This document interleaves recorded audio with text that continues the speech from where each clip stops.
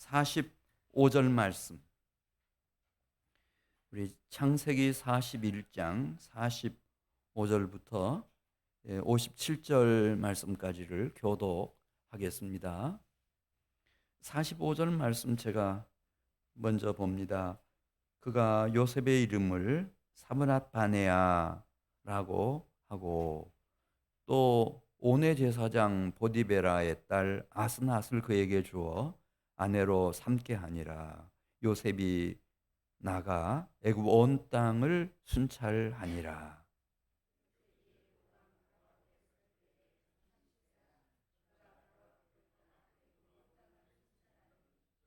일곱 해 풍년에 토지 소출이 심히 많은지라.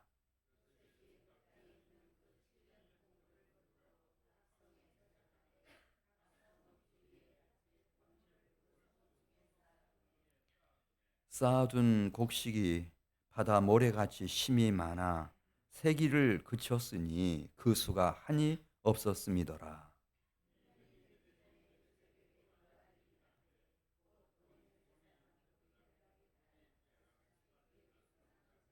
요셉이 그의 장남의 이름을 므낫세라 하였으니 하나님이 내게 내 모든 고난과 내 아버지 온 집의 일을 잊어버리게 하셨다 함이요.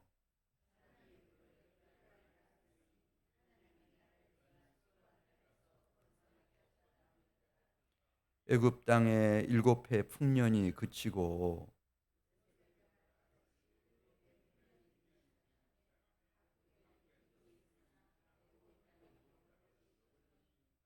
애굽 온 땅이 굶주림에 백성이 바로에게 부르짖어 양식을 구하는지라.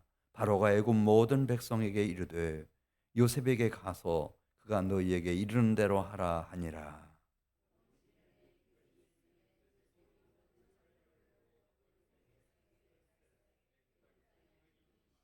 57절입니다. 각국 백성도 양식을 사려고 애굽으로 들어와 요셉에게 이르렀으니 기근이 온 세상에 심함이었더라. 아멘. 요셉이 애굽에 와서 시작할 때 그는 종 신분이었습니다. 팔려온 노예였습니다. 아무도 없어요. 그런데 그때 나이 17세였거든요. 13년 만에 그 대단한 이집트 문명을 꽃피운 그 애굽에서 명실상부한 최고의 실력자, 총리가 됩니다. 무엇을 가지고 그렇게 했어요? 돈으로 그랬어요? 무슨 백으로 그렇게 된 거예요? 뭘로 됐어요? 그는 아무것도 없어요. 팔려온 노예였어요. 맨 밑바닥에서부터 시작했는데 어떻게 13년 만에 그렇게 중요한 자리까지 부상할 수 있었을까? 한번 좀 생각해 보면서 이제 오늘 그 임직을 받으시는 분들도 계시고 또 이미 임직을 받으신 분들도 계시고 앞으로 임직을 받아서 이 교회 공동체 안에서 우리가 이 지역 사회 속에서 무엇을 가지고 어떻게 일을 시작해야 되는지, 하나님의 일을 시작해야 되는지를 같이 생각해 보도록 하겠습니다. 그 요셉은 그 사람을 차별하지 않았습니다. 동료 노예든 아니면 감옥에 갇혀 있는 죄수의 신분이든 아니면 우리가 오늘 본문에서 보듯이 시골 산간 벽촌에 살고 있는 가난한 사람이든 아니면은 시위대장의 아내든 아니면은 파라오의 신하든 심지어 최고 통치자 권력자인 바로 앞에서도 그런 사람을 차별하지 않습니다. 사람을 대할 때 항상 그 애정 어린 마음으로 그러면서 그 한 생명, 그 생명 안에 있는 영혼의 필요를 채워주는 겁니다. 내가 하나님 나라의 일꾼이 돼서 내가 한민교회의 직분자가 돼가지고 무엇을 가지고 하나님을 영화롭게 하고 이 땅에 그 하나님의 나라를 세워갈 것인가, 이걸 정확히 아셔야 됩니다. 나는 뭐 말도 잘 못하는데 뭐 성가대에 서서 찬양할 만한 그런 실력도 안 되고 돈도 없고 건강도 좋지 않고 무엇을 가지고 내가 어떻게 시작할까? 이 요셉은 그 미결수인 그 바로의 신하들 만났을 때도 그 첫 마디가 하나님입니다. 하나님이 당신들의 꿈에 정확한 해석을 주실 겁니다. 이 하나님. 이 세상 사람들은 하나님에게 관심도 없을 뿐만 아니라 하나님을 전혀 모릅니다. 하나님이 어떤 기회를 주시면은 요셉은 그게 뭐 상대가 바로라 하더라도 마찬가지입니다. 애굽 나라의 막 최고 권력자인데 내가 이 사람 앞에서 실수하면 안 되지, 막 그런 긴장한다는 그런 건 전혀 없습니다. 적어도 하나님은 나에게 이미 먼저 하나님의 꿈을 주셨고 그 꿈에 대한 정확한 해석을 할 수 있는 계시 주셨고, 그리고 그 꿈과 계시의 바탕 위에 내가 어떤 목표를 가지고 어떤 일을 하며 어떻게 살아가야 되는지를 하나님이 다 주셨으니까 영적인 면에서는, 다른 면에서는 모르겠어요. 영적인 면에서는 나는 하나님의 종이다, 하나님 나라의 일꾼이다, 이런 자기 정체성을 가지고 어디 가서 누구를 대하든 인간 차별하지 않고 따뜻한 가슴을 열어서 그들의 영적인 리드, 그걸 읽어내는 거예요.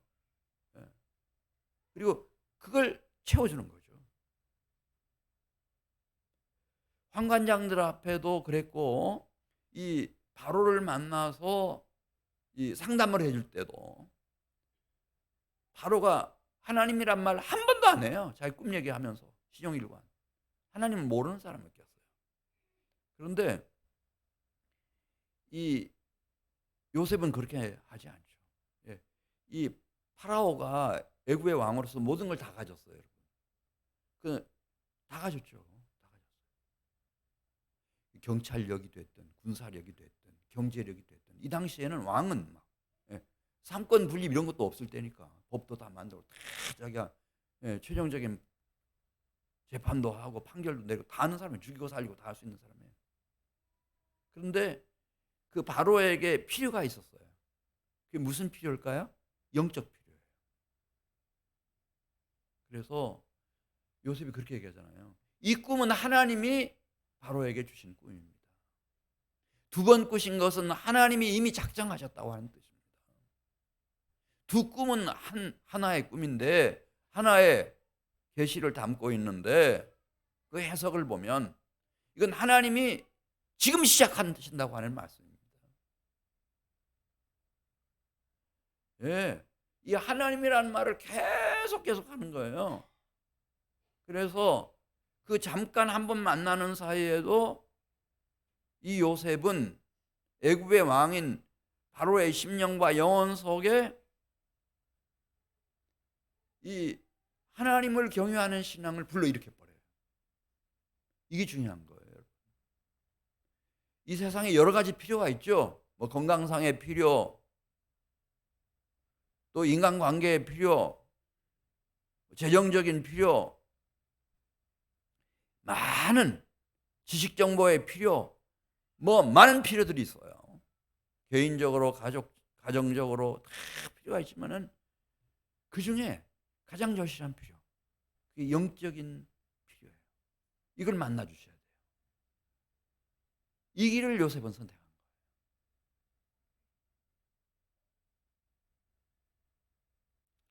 그래서 바로에게 긍휼히 여기는 마음, 안타까운 마음, 바로의 생명과 영혼에 대한 애정, 따뜻한 애정을 가지고 하나님을 알게 해주었어요. 이걸 우리가 하나님 선교라고 그래요. 제일 먼저 하나님부터 알게 하는 거예요. 천지 만물을 창조하신 분, 우리를 이 세상에 태어나게 해주신 분, 그리고 여기까지 오늘 인도해 주신 분, 세상 끝날까지 통치하시는 하나님을 알게 해주는 거예요. 그렇게 했더니 이 심은 대로 다 거두게 하시거든요. 애정을 가지고 영적인 필요를 찾아내서 이제 이 하나님을 알도록 최고의 통치자이신 하늘의 영원한 통치자이신 하나님을 알도록 도와주었더니 예, 이 인생이라는 것은 다 기브 앤드 테이크예요. 일방적인 관계는 하나도 없어요. 예. 이 유주 엄마가 이렇게 막 늘 품에 안고 지금도 뭐 우유 먹이는지 쭈쭈 먹이는지 모르지만은 막 쭈쭈도 먹이고 이렇게 막 다 똥을 싸건 오줌을 싸건 다 씻겨가지고 이렇게 돌보잖아요. 그럼 쟤도 그 보답을 해요. 엄마하고 딱 눈도 맞출 줄 알고, 네, 엄마 제일 좋아. 맞아요? 네. 엄마를 얼마나 다 보답한다니까요. 지금 태어난 지 얼마 안 됐잖아요. 네. 그 아이도 하물며 요셉이 애굽의 최고 통치자인 바로의 영적인 필요를 채워주었어요. 그럼 바로는 가만히 있겠어요? 이 세상에 그런 법은 없어요, 여러분. 심은 대로 다 거두는 거예요. 예. 그래 바로가 응답을 하죠. 예. 어떻게 그 응답을 하는지 43절에 있는 말씀을 보면은 시간 관계상 44절로 바로 하겠어요. 이 요셉에게 기회를 줘요.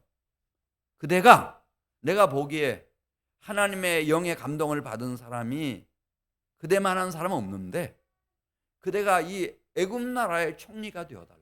뭐가 되어달라고요? 총리가 되어달라고. 예, 총리직을 이 요셉에게 부여하는 거예요. 자, 44절 말씀 보겠어요. 바로가 요셉에게 이르되 나는 바로라. 원래 이 바로라고 하는 게 애굽의 그 이집트 문명으로 활짝 꼽혀진 이 애굽의 최고 권력자, 최고 통치자를 파라오라고 불러요. 다 언제든지 이건 변하지 않아요. 그냥 바로라고 하는 말이 얼마나 권위 있는 말인지, 영화로운 말인지를 이해할 거예요. 나는 바로라. 나는 바로라. 그렇게 말했죠. 그러면서 애굽 온 땅에서 내 허락 없이는 수족을 놀릴 자가 없으리라. 너를 총리로 임명할 뿐만 아니라 그런 권위를 내가 파라오로서 너에게 부여하겠다는 거예요. 이야, 이거예요, 여러분. 이건 비밀인데 우리 중에 혹시 내가 기왕 이 세상에 이렇게 왔다 가는데 여기 학생들이 있어서 하는 얘기예요. 나에게 주어진 이 한평생을 무엇을 위해서 살까? 예, 이렇게 많이 생각하다가 어느 순간에 사람들이 다 뭐 자기 집도 있고 직장도 있고 안정된 수입도 있고 뭐 이렇게 멋진 옷도 있고 좋은 차도 타고 다니고 사람들이 부족함이 없어 보이지만은 사람들의 절실한 필요, 가장 시급한 필요, 영적인 필요구나. 그래서 만일 여러분 중에서 단 한 사람이라도 그 영적인 필요를 내가 채워줘야지. 이렇게 방향을 잡으면요, 하나님은 그 한 사람을 정말 귀하게 잘 키우셔서 아주 소중하게 써주실 겁니다. 영적인 필요. 그 영적인 필요를 도와주었더니 요셉을 바로가 애굽에 누구로 세워졌다고요? 총리로. 절대 신임을 받는 가장 강력한 총리로 그렇게 세워졌어요. 허수아비 총리가 아니고 진짜. 내가 이렇게 왕위에 이렇게 왕자에 앉아가지고 내가 그대보다 나은 것은 왕자에 앉았다는 거 그거 하나뿐이지. 그대가 실제적인 모든 권력을 다 가지고 소신껏 이 7년 풍년 7년 기근 24년 이후를 도모하기 위해서 정책을 다 입안하고 다 집행하라는 거예요. 전권을 준다는 거죠. 할렐루야. 이런 게 지금도 있어요. 두 번째 45절 말씀 보겠습니다. 그러면 뭐 시기 질투하는 사람이 애굽 사람 중에 없겠어요? 예, 인종도 다르고 국적도 다른 요셉을 왜 이렇게 편애하느냐? 이게 시기 질투가 이게 보통이 아니겠죠. 그걸 다 차단시켜 줘야 돼.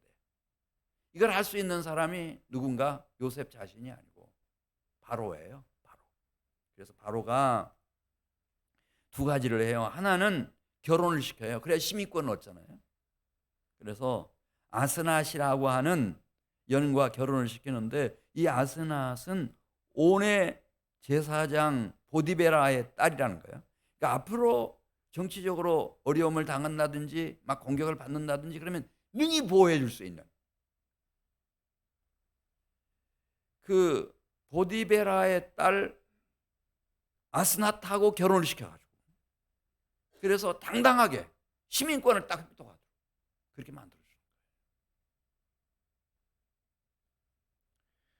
또 45절 상반절에 있는 말씀을 보면은 이 바로가 요셉의 이름을 지어줘요. 애굽 나라를 이끌려면 애굽 사람들의 이름, 그러니까 애굽 이름이 있어야 될 거 아니에요. 애굽 이름. 그래 뭐라고 이름을 지어주나? 사브낫 바네아. 너무 귀한 이름이에요. 어쩌면 이렇게 하나님은 정의로우신 하나님이셔서 공평하신 하나님이셔서 이 요셉이 바로의 마음과 심령과 영혼 속에 심어놓은 이 하나님 신앙, 이게 벌써 싹을 틔워가지고 꽃을 피운 거예요. 그래 사브낫 바네아라는 뜻이 하나님이 말씀하셨으니 살리라, 그런 뜻입니다. 하나님이 요셉에게 말씀하셨으니 요셉도 사는 것이고, 이제 감옥 속에서 나와가지고 제대로 사는 것 같이 한번 살아보는 것이고, 하나님이 나 바로에게 말씀하셨으니 나도 이제 살 길이 열릴 것이고, 내가 통치하는 애굽의 모든 백성들도 살 길이 열릴 거다. 하나님이 말씀하셨으니 살리라. 사브낫 바네아. 할렐루야. 얼마나 통쾌한 이름이에요. 얼마나 영적이고 신앙적인 이름이에요. 그걸 딱 붙여준 거예요. 이만한 선물이 어디 있어요? 그래서 그 얘기하는 거예요. 우리가 부부로 만났든 부모와 자식으로 가족관계로 뭐 형제자매로 만났든 친구로 만났든, 이건 비밀인데요. 이건 진짜 비밀이에요. 우리 사랑하는 한민교회 모든 직분자들과 하나님 나라의 일꾼들이 하나님이 보내주시는 사람에 대한 애정, 따뜻한 가슴을 가지고 그들의 영적인 필요를 만나주시기를 바랍니다. 요셉은 그렇게 바로를 만났습니다. 그랬더니 이게 보답으로 돌아오는데 그 보답이 약해요, 작아요, 커요. 그게 다 돌아옵니다. 자, 우리 45절 말씀을 같이 읽겠습니다. 그가 요셉의 이름을 사브낫 바네아라 하고 또 온의 제사장 보디베라의 딸 아스낫을 그에게 주어 아내로 삼게 하니라. 요셉이 나가 애굽의 온 땅을 순찰하니라. 그러니까 주저할 게 없죠. 두려워할 게 없어요. 즉각적으로 하나님이 보여주신 꿈, 그 꿈의 정확한 해석, 거기에 기초한 목표, 그걸 향해서 돌진하는 거예요. 시간 낭비하는 게 없어요. 이 요셉의 가장 훌륭한 점은 하나님이 주신 시간을 허투루 쓰지 않습니다. 거침새가 없죠. 절대 이런 것에 속지 마세요. 오늘만 날이냐, 또 내일도 날이다, 그렇게 흥청망청 살아가면 아무것도 못해요. 그냥 이 바라오 왕이 준 버금술에 올라타고, 애굽이 얼마나 커요? 전역을 다 누비는 거죠. 그래서 어디에다가 각 성읍마다 창고를 지어야 되는지, 또 어떤 사람들을 세워서 이런 7년 풍년에 7년 흉년을 대비할 수 있는 그런 공물을 다 확보하고 저장하고 필요할 때 이것을 다 백성들에게 팔고 어떻게 해야 되는지를 지역마다 다 다니면서 사람들을 시키는 게 아니고 직접.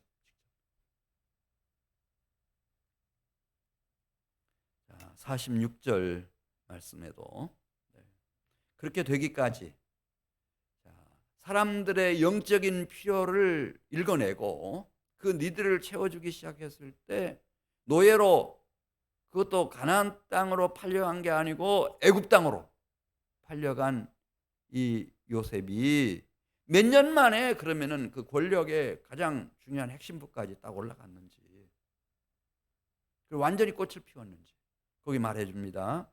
자, 우리 46절 같이 읽습니다. 요셉이 애굽 왕 바로 앞에 설 때에 몇 세라고 그랬어요? 그러니까 17세에 팔려갔으니까 노예로. 몇 년 걸린 거예요? 30세까지. 13년 걸렸어요. 물론 이 13년이 짧은 기간은 아니죠.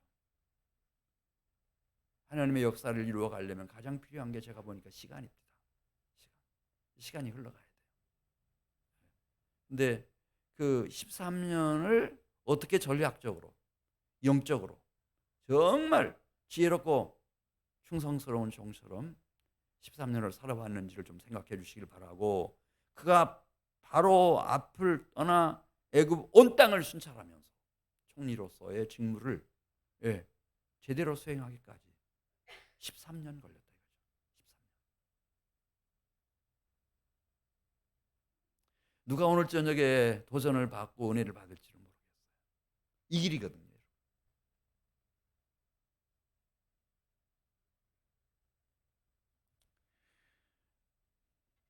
47절 말씀으로 가겠습니다. 그리고 이 요셉이 바로에게 얘기한 것처럼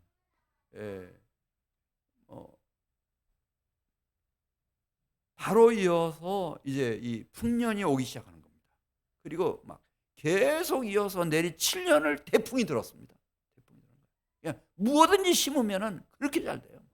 콩이든 팥이든 보리든 밀이든 뭐든지 잘 되는 거예요.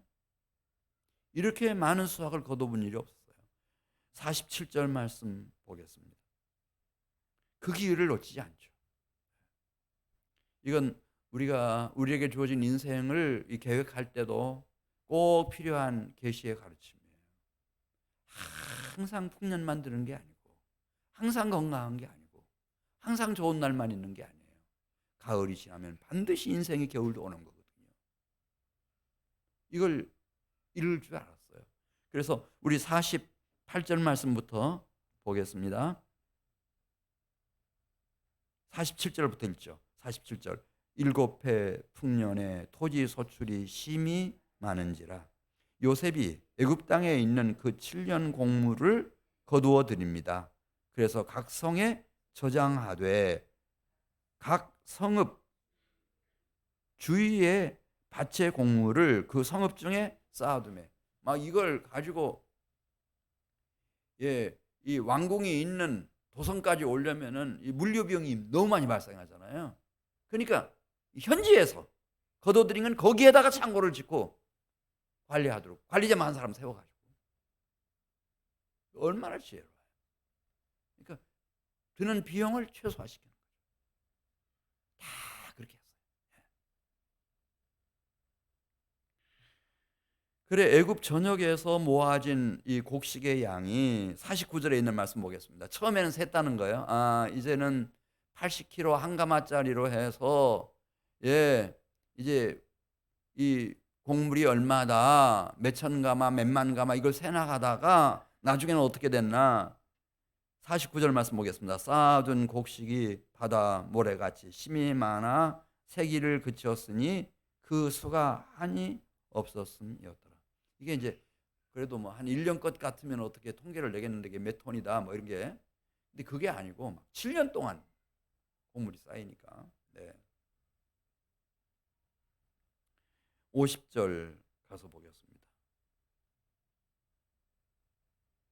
그래 계속 연년이 풍년이 들고 태풍이 들고 곡식이 다 남아나는 거죠. 그때 이제 아스낫 이 요셉의 아내입니다. 아스낫에게서부터 한 아이가 태어납니다. 우리 50절 말씀 같이 읽습니다. 흉년이 들기 전에 요셉에게 두 아들이 나되 온의 제사장 보디베라의 딸 아스낫이 그에게서 낳은 자라. 그래, 첫 아이가 태어났어요. 이 첫 아이의 이름을 요셉이 이렇게 지어줍니다. 뭐라고 지어줬죠? 요셉이 그의 장남의 이름을 므낫세라 하였으니 하나님이 내게 내 모든 고난과 내 아버지의 온 집리를 잊어버리게 하셨다 하며. 이 므낫세가 무슨 뜻이에요? 잊었다, 그런 뜻입니다. 잊었다. 왜냐하면은 이 요셉은 너무 상처가 깊었어요. 너무 아팠어요. 형들이 자기를 어떻게 하려고 그랬죠? 죽이려고 했으니까요. 이게 남이 아니고 친형들이에요.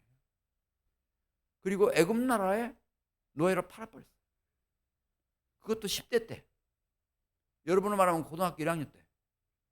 이 상처가 얼마나 깊고 얼마나 힘들고 얼마나 고통스러웠겠어요. 이걸 어떻게 잊겠어요? 잊을 수가 없죠. 막 불쑥불쑥 막 생각나는데 사람 미치게 만들었을 거예요. 그러면서 또 한편 마음을 진정시키고 생각해 보면 아버지는 지금 살아계실까? 건강하실까? 우리 가족들은 지금 어떻게 됐을까?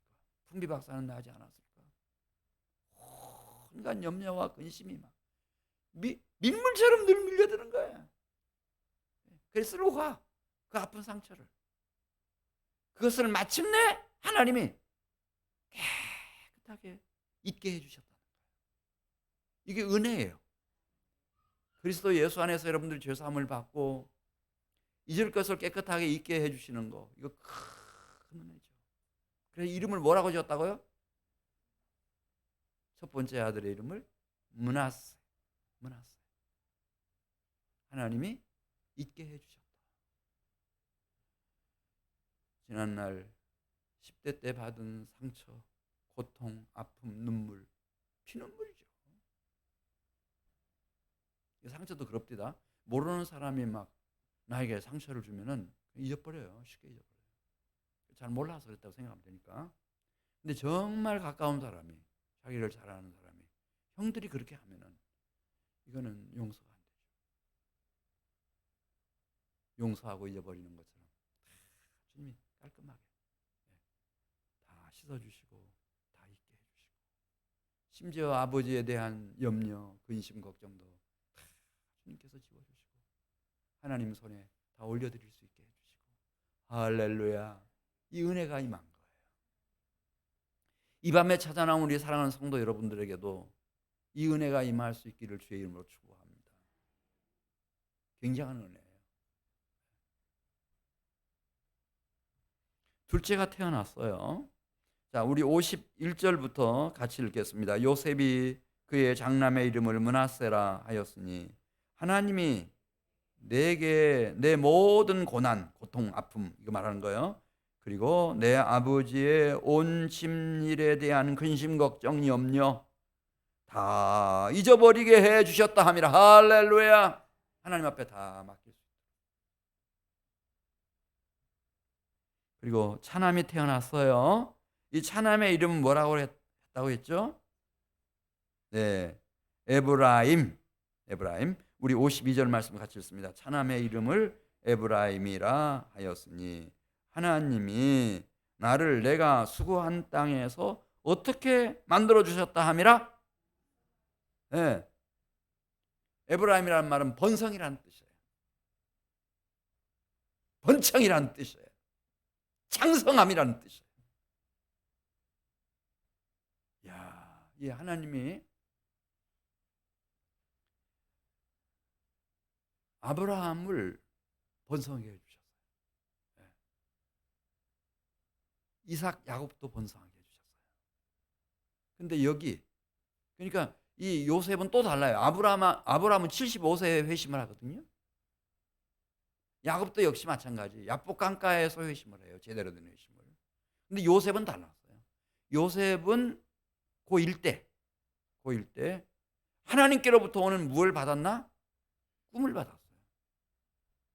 그리고 그 꿈에 대한 정확한 해석, 이걸 우리가 계시적 해석이라고 하는데, 이 계시의 말씀이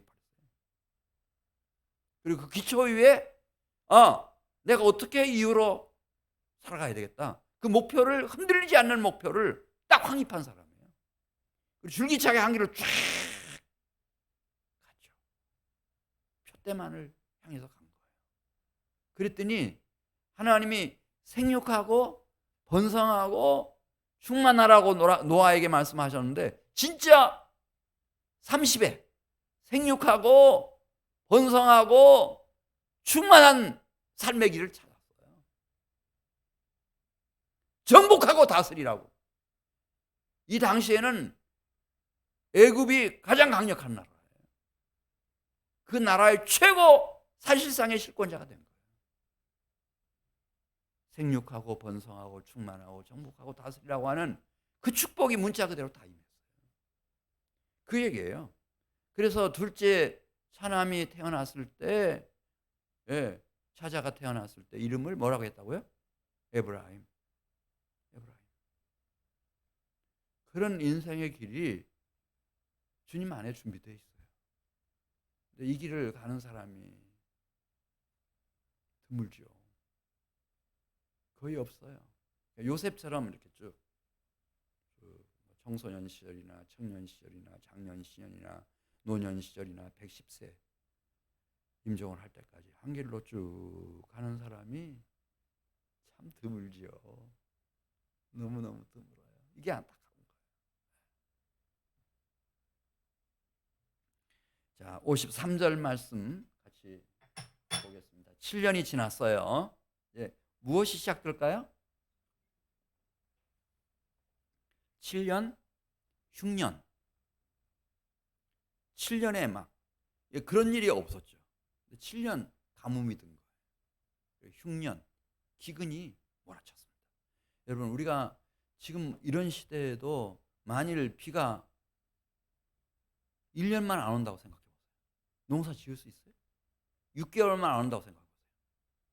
농작물 다 말라 죽어요. 안 돼요. 7년 동안 가뭄이 들면은 어떻게 되겠어요? 자, 53절 말씀 같이 읽습니다. 애굽 땅에 7해 풍년이 그치고 요셉의 말대로 요셉의 말과 같이 7해 흉년이 들기 시작하며 각국에는 기근이 있으나 애굽 온 땅에는 먹을 것이 있어요, 없어요? 그러니까 이 가뭄이라고 하는 것이 꼭 그냥 지금 이집트, 애굽에 국한된 게 아니었다는 거죠. 그 주변 나라들 중동 지역까지 각국이 다 비가 안 오는 거예요. 이게 7개월 동안이 아니고 7년 동안. 그러니 모든 곡식 거둘 수도 없고 양식은 다 바닥났죠. 다 바닥났어요. 근데 하나님의 꿈을 가진 사람들은, 그 꿈에 대한 정확한 해석적인 계시를 가진 사람들은, 그 꿈과 계시 위에 인생의 목표를 확립한 사람들은 그때가 기회인 거예요. 가뭄이 들었을 때, 흉년이 들었을 때, 기근이 닥쳤을 때, 사람들이 굶어 죽을 때, 다 죽었을 때 우리 주님 오셔서 부활의 영광으로 들어가는 것처럼 그때가 최고의 때가 되는 거예요. 최고의 때가 지금 닥쳤어요. 자, 준비된 사람들은 그렇습니다. 55절 말씀 55절 말씀 보면 애굽 온 땅이 굶주림에, 애굽도 역시 마찬가지예요. 비는 안 오기는 마찬가지예요. 심지어 그렇게 수량이 풍부한 나일강까지 다 말라붙었으니 7년 비가 안 오면 다 말라붙죠. 물고기가 살 수가 있어요. 사람이 농사를 지을 수가 있어요. 농작물이 자라날 수가 있어요. 다 불가능하죠. 그래서 어떻게 됐나? 얼마 가지 않아서 55절 말씀 다시 읽습니다. 애굽 온 땅이 굶주림에 백성이 바로에게 부르짖어요. 그냥 왕이 하는 일, 정치가들이 하는 일이 뭔 일인가? 국민들 먹고 살게 해주는 거예요. 이 경제적인 필요를 채워주는 거예요. 영적인 필요는 하나님의 일꾼들이 다 채우는 거예요. 그러니까 다 왕한테 막 몰려오는 거예요. 좀 살게 해달라. 양식이 다 바닥났다. 자식들이 굶고 있다. 그러니까 바로가 자기한테 몰려온 백성들에게 누구한테 가보라 그러죠? 총리 요셉한테 가봐라. 그리고 그 요셉이 시키는 대로 해라. 총리가 시키는 대로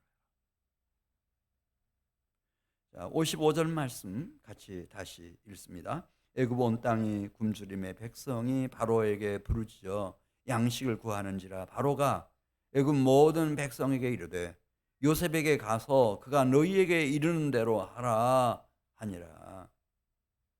네, 그때 그 흉년, 이 기근이라고 하는 것은 이 애굽 땅에만 닥친 게 아니었다는 겁니다. 온 지면에 우리 56절 말씀이죠. 56절 말씀 같이 읽습니다. 온 지면에 기근이 있음에 요셉이 모든 창고를 그때 엽니다. 그리고 애굽 백성에게 그 양식을 팝니다. 제값을 받고 파는 거예요. 왜냐하면 애굽 땅에 기근이 너무너무 심했기 때문에 그 양심이 없으면 연명할 수가 없어요. 오대 가서 곡식을 구할 수가 없죠.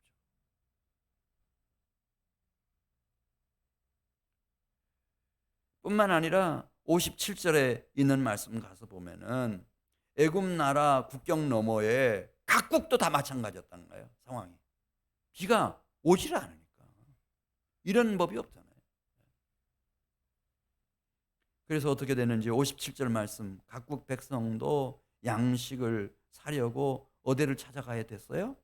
애굽으로 찾아가서 요셉에게 부탁합니다. 양식을 좀 살 수 있게 해달라고. 왜냐하면 기근이 온 세상에 너무 심했기 때문에 비가 내리지 않고 흉년이 들고 이게 양식이 다 바닥이 나고 다 굶어 죽게 돼서 다 모여들었다는 거예요. 애굽 땅으로 요셉에게로.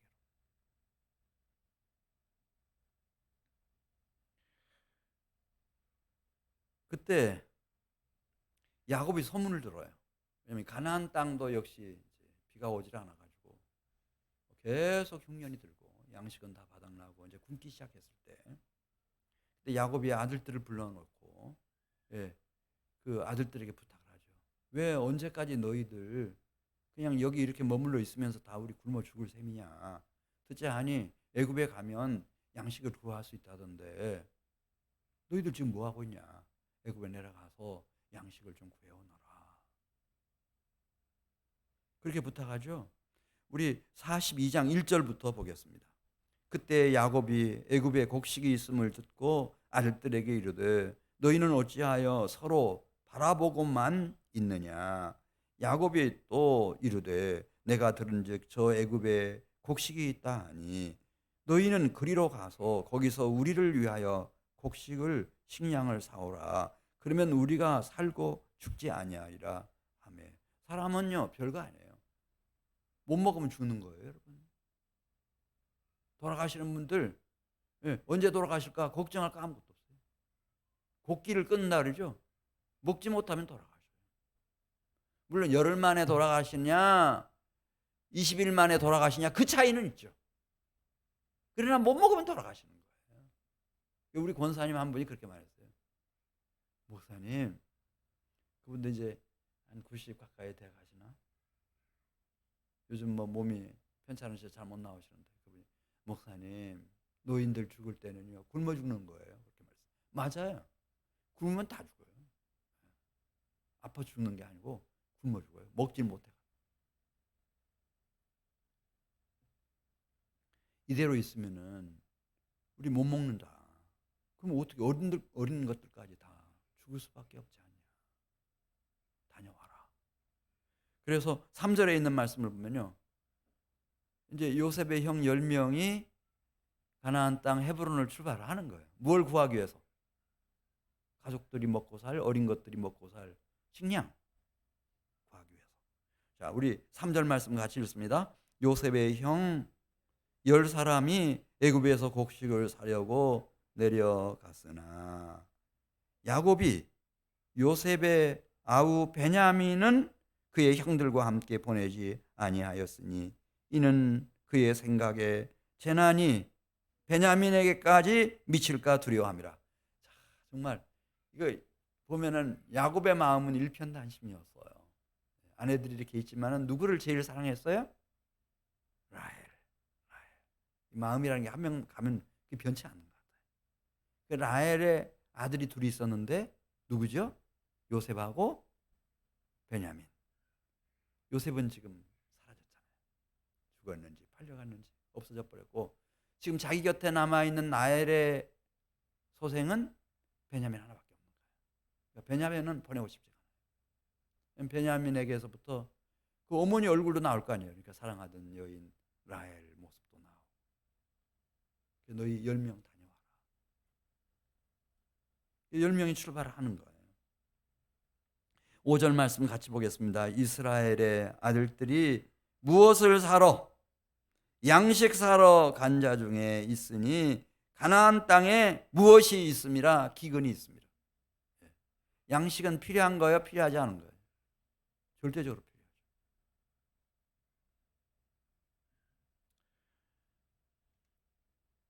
자, 애굽에 도착했어요. 애굽에서 외국인들이 양식을 구하려면은 요셉이 다 그런 장치를 해놨어요. 애굽 자국민은 그냥 자기가 사는 그 성읍에서 가까이 다 양식을 구할 수 있고 관리인들이 얼마든지 파골고 사고 이렇게 할 수 있지만은 외국에서 오는 사람들은 그게 아니거든요. 왜냐하면 늘 몸은 떠나 있지만 요셉은 고향 땅에 살고 있는 누구를 잊을 수가 없었을까요? 가족들, 아버지와 그 가족들 기도하면서 이 가뭄에, 이 흉년에, 이 기근에 굶주림으로 죽어가는 사람들이 막 여기저기서 아우성인데 어떻게 지내시는지, 언제쯤 양식을 구하러, 지금 애굽 땅에 밖에는 양식이 없으니까 찾아올지. 그래서 아마 그런 장치를 해놓은 것 같습니다. 외국에서 특별히 가나안에서 양식을 구하러 오는 사람이 있으면 총리를 직접 만나도록. 6절 말씀 보겠어요. 그래서 가나안에서 온 요셉의 아들 10명이 자, 누구를 면담하게 되는가? 총리를 면담하게 됩니다. 6절 말씀 같이 읽습니다. 때에 요셉이 애굽 나라의 총리로서 그 땅 모든 백성에게 곡식을 팔더니 요셉의 형들이 와서 그 앞에서 땅에 엎드려 절하면서 양식을 좀 살 수 있도록 허락을 해 주십시오.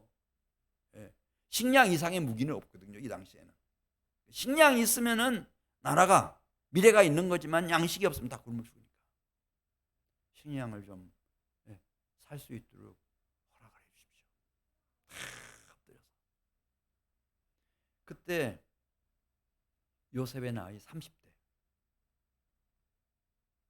그러니까 막 얼마나 눈도 밝고 기억력도 총명하고 딱 보고가 들어왔거든요. 지금 가나안에서 온 10명이 지금 양식을 구하기 위해서 이렇게 왔습니다. 한번 만나보시겠습니까? 무역이 될 수도 있고. 그래 만났는데 즉각 알아본 거예요. 누가? 요셉이. 누구구나. 형들이구나. 자기를 잡아 죽이려고 했던 바로 그 형 10명 정확하게. 자기를 애굽 땅에 노예로 팔아먹은 형 10명이 딱 엎드려서 절하고 있어요. 고개를 들 줄은 몰라. 그때 요셉이 생각나는 게 있었다는 거예요.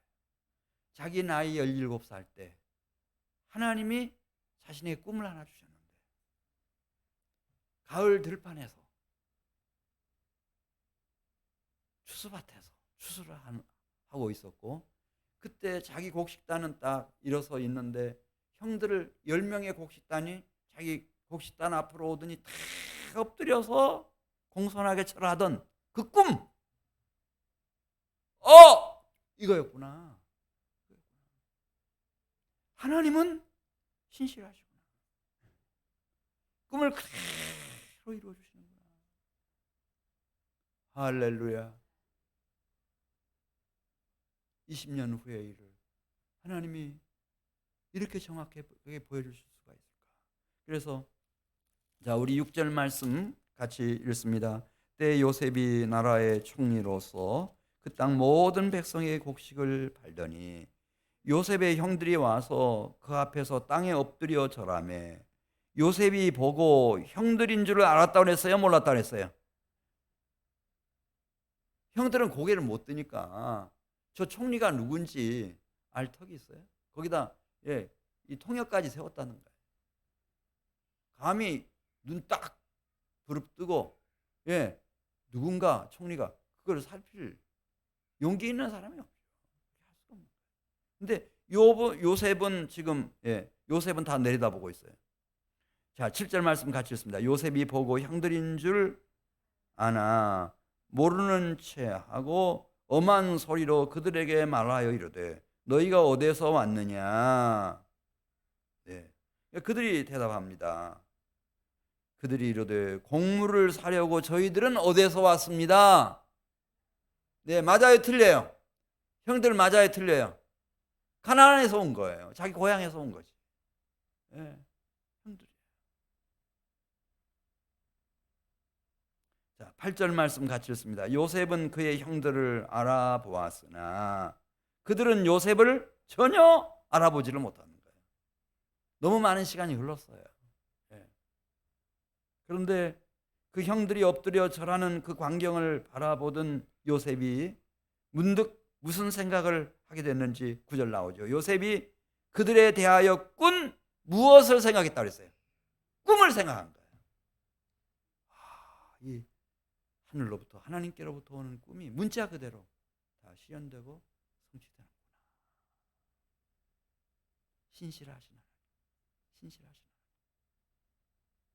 이 하나님은 노아에게도 신실하신 하나님이셨고 믿음의 조상인 아브라함에게도 이삭에게도 심지어 이스라엘 야곱 아버지의 생애 속에서도 이분은 신실하신 분이셨고 요셉이 일찍 청소년 시절에 하늘의 꿈을 품고 그 정확한 해석의 계시의 말씀을 가지고 그 토대 위에 자기 인생을 목표를 확립하고 한 길로 달려왔을 때 하나님은 놀라우신 분이셨습니다.